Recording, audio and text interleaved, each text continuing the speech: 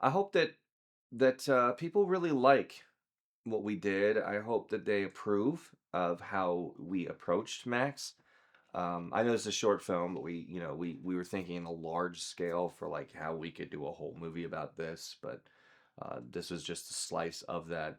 And I hope that people really enjoy and really feel the same mood and style that Max brought from the game. And I hope we translated that correctly on film. The one shot that we ended up doing the most takes on was the first shot where Isaac is running directly towards the camera and I'm running backwards. That took multiple takes just because it was about getting the framing, the speed of his run, and everything timed out perfectly to where he's center framed the entire time that he's running and he's not veering off left or right too much, keeping him center framed, but me also running backwards and doing that at the same time.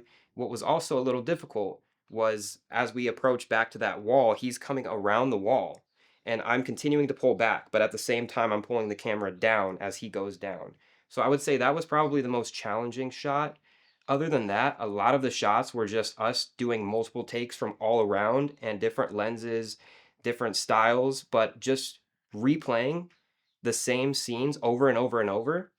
We also had a long master shot that we did. So we had the master shot, and then from there, One of the biggest challenge, and it's because practically everyone on the team has ADHD or some kind of attention deficit at some point, myself included, is keeping everyone concentrating on what they need to do and keeping everyone from being distracted.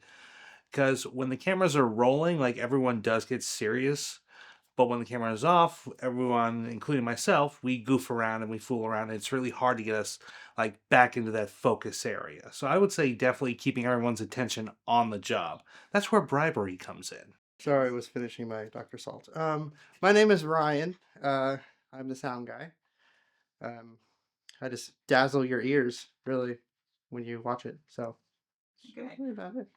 I guess the most challenging part was to try to get the mood right in the dialogue and the way that he speaks and the way that it's written, because Rockstar does such a good job making Max like in his noir style dialogue when he like when he's narrating his inner monologue. That part was probably the most challenging, and I wanted to try to get it to where it felt like a story coming from the game versus anywhere else. Like I wanted to feel like it was a slice right out of like a game story.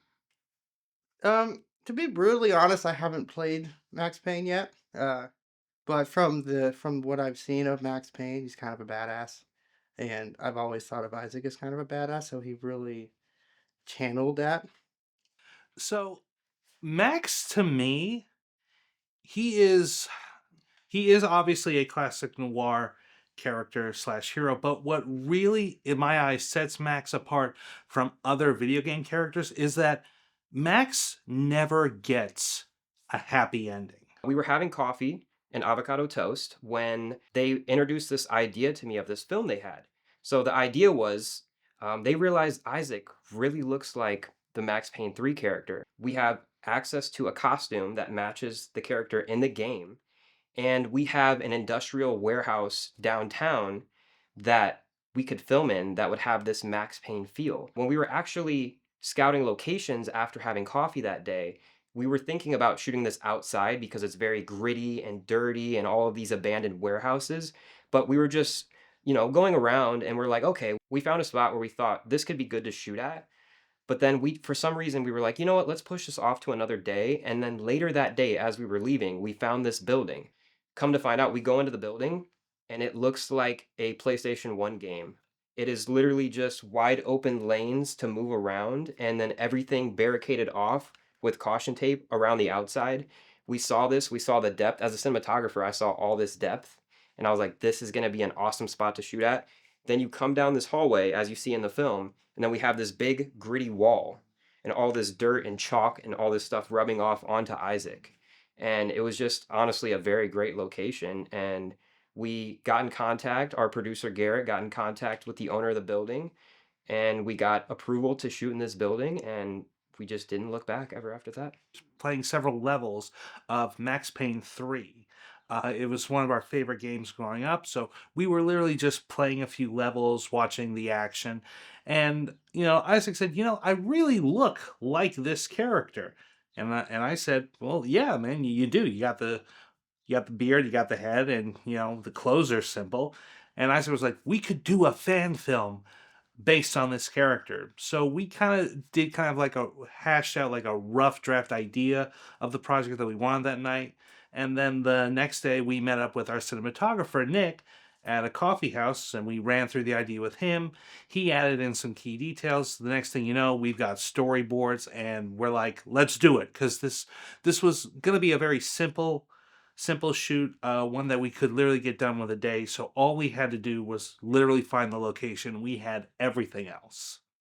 I think the biggest challenge for me was that it was right after a heart surgery, and I was still sort of recovering a couple weeks after it. Um, and I had just got done doing some injections into my stomach because I had to have them twice a day. And so I kind of, in a weird way, I kind of used that to emphasize the pain that he's going through because he has a bullet hole in his side. So the challenge to me was to keep consistent with everything because I was in my own not a lot of pain, but it was annoying enough. And we wanted to keep that tone that it's almost like that hissing pain from something that comes from that shot. Max Payne was actually one of the first video games I ever played, and if I do remember correctly, it might have been the first video game I ever played. Sounds interesting. I know I was a young child, but I had an older brother who already had PlayStation. I had older friends that lived around the neighborhood that already had PlayStation, and Max Payne was one of the games that almost everybody had. If it wasn't Max Payne, it was GTA. So funny enough, Rockstar Games was playing a big influence on me at a young age. Honestly, the end. I really liked the end of this film because it has such a powerful impact, and I was really, really into that moment when he leans around with the gun and he's saying he's not going out alone. I really loved that scene because it had such a powerful like a impact, because it has such a cut, and love. I love how we end that. That was like the most fun for me. Would you say your addiction Excuse me, that's more important.